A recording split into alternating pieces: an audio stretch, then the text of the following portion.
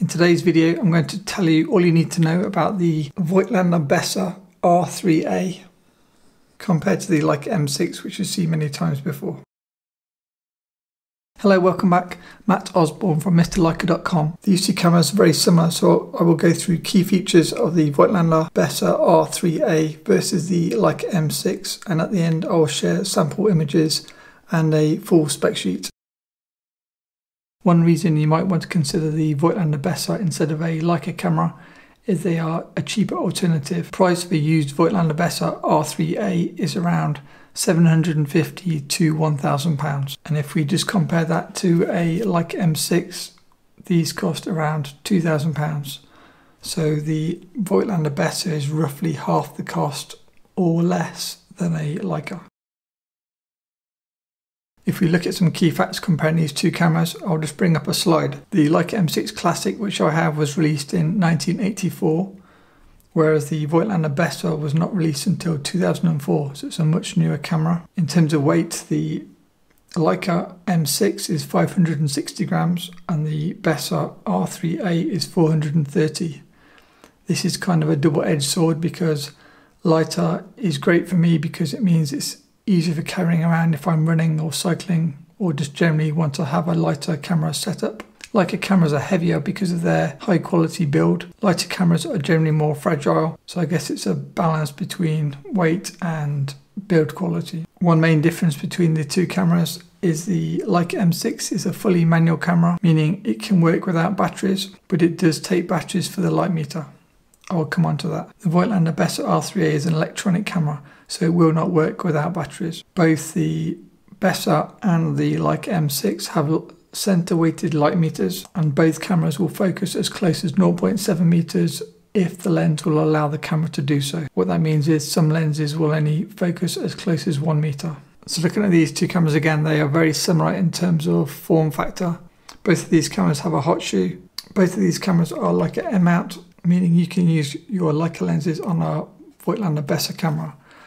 The lens on this particular camera is the Voigtlander Nocturne Classic 40mm f1.4, which is kind of the kit lens when this camera was released. Great lens, you can see the review that I've already done. Both cameras have a tripod socket on the base of the camera, if you can see that. Both cameras have PC sync ports. The Bessa has it on the end of the camera. Leica has it on the back of the camera underneath this plug. Both cameras have advanced lever and film rewind crank. If we compare the viewfinder of these cameras, so the viewfinder magnification of the Voigtlander Bessa is quite unusual. It has a 1:1 magnification. So 1:1 basically means I can look through this piece of glass and it looks exactly the same if I look next to the camera as through the camera. There's no difference whatsoever. So it's one of the easiest to see through viewfinders of any rangefinder camera I've used. The Leica M6 comes in 3 different viewfinder versions. There is the 0.58, 0.72 and 0.85. I think the most common is the 0.72, which is the version I have. 0.58 is more suited for people wearing glasses, and 0.85 is more suited for people that use faster lenses. One alternative to getting the 0.85 is get the 0.72 and then use a Leica viewfinder magnifier, and that will give you a greater magnification. In terms of frame lines, the Leica M6 offers the 3 pairs, the 28mm and 90mm, 50mm and 75mm, 35mm and 135mm. What that means is it shows 2 frame lines in the viewfinder at all times, and it will let you compose 28mm, 35mm, 50mm, 75mm, 90mm and 135mm lenses without needing an external viewfinder. The Voigtlander Bessa R3A gives 3 different frame line options: 40mm and 90mm as a pair, 50mm and 75mm. One thing you'll notice is it is missing the popular 35mm focal length. One difference with how the frame lines work: when you attach a lens to a Leica M6 or most Leica cameras, it will automatically select the frame line based on the lens you've just attached. Leicas also have the frame line preview, which is this lever here.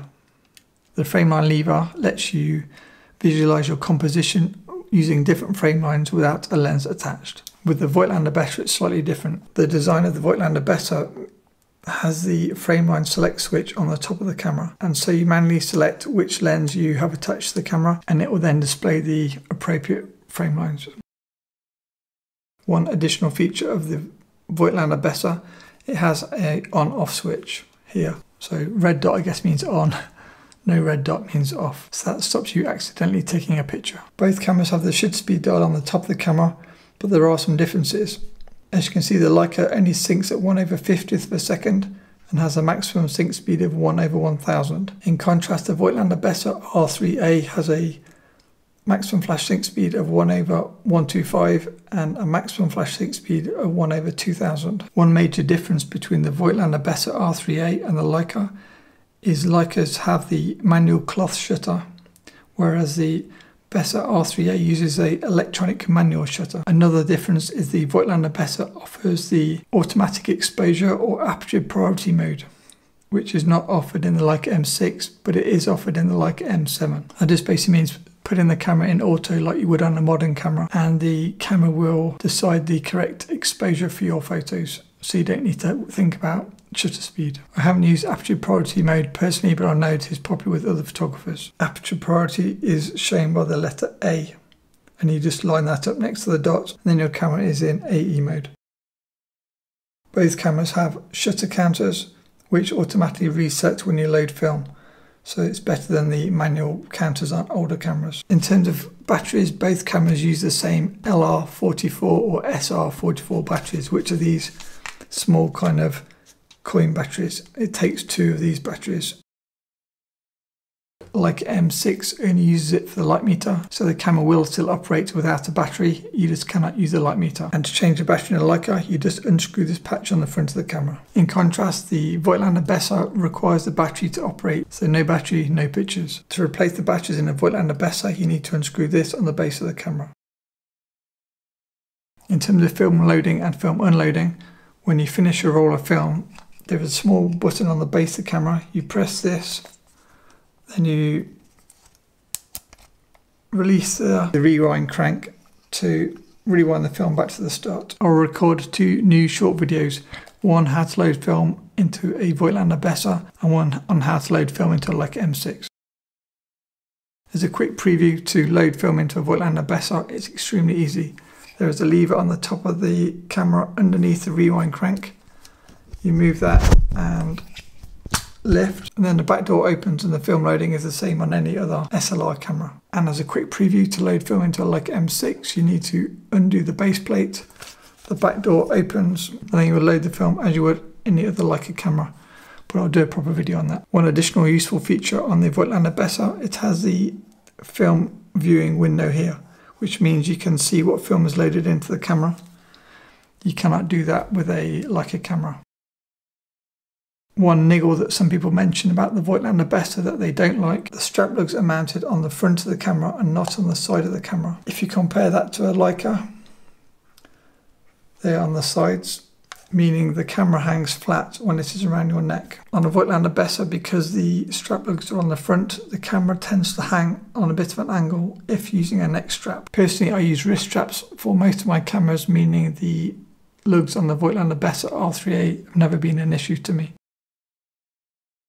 It is a feature I've never used, but if you are going to use this camera in auto exposure mode, you have to select your film ISO here. To select your film ISO, you press the small silver dot in the middle, the small silver button, and then you lift like there's an outside collar, and lift the collar. Hopefully you can see that. And then once you lift the collar, you press the center button on the shutter speed dial, lift, and then rotate the outer collar, and then let the collar go back down. So I'm pulling up and then rotating. If you like the basic concept of the Voigtlander Bessa, there are different camera options. This is the Voigtlander Bessa R3A, being the automatic exposure version with electronic shutter. There is also the Voigtlander Bessa R3M, which is the manual version. Equally, if you prefer to shoot 35mm lenses and you want to have 35mm frame lines, then look at either the Voigtlander Bessa R2A or Voigtlander Bessa R2M. Both of those cameras have 35mm frame lines. So here are some sample photos shot with the Voigtlander Bessa R3A, many of them taken with the 40mm f1.4 Voigtlander Nocturne Classic lens.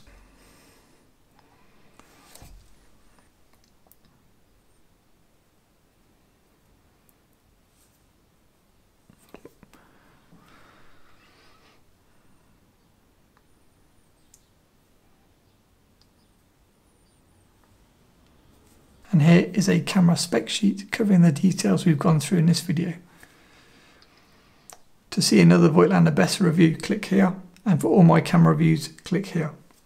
Please hit the like button if you enjoyed this video and let me know your thoughts in the comments. Thanks for watching and see you again soon.